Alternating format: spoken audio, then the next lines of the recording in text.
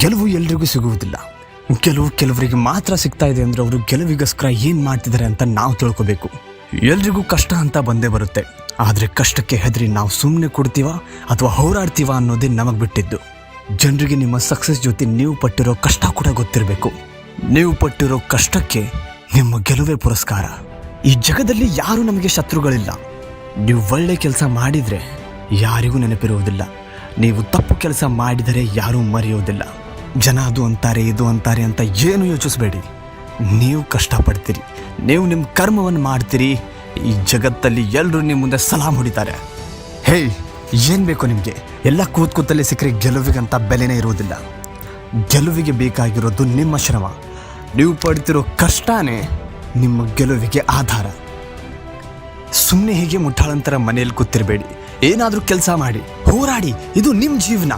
ನೀವು ಗೆಲ್ಲೋದ್ರಲ್ಲಿ ನಿಮಗೆ ಲಾಭ ಇದೆ, ಬೇರೆಯವ್ರಿಗಿಲ್ಲ. ಜನರು ಇವತ್ತು ಹಿಂದೆ ಬೈತಾರೆ, ಜನರು ನಾಳೆ ಮುಂದೇನೂ ಹೊಗಳ್ತಾರೆ, ಜನರು ನಿಮಗೆ ಸಲಾಮ್ ಹೊಡಿತಾರೆ. ಅದಕ್ಕೆ ಜನರ ಬಗ್ಗೆ ಯೋಚನೆ ಮಾಡೋದು ಬಿಟ್ಬಿಡಿ. ನಿಮ್ಮ ಒಂದೇ ಗುರಿಯಾಗಿರಬೇಕು, ಅದು ನಿಮ್ಮ ಗೆಲುವು.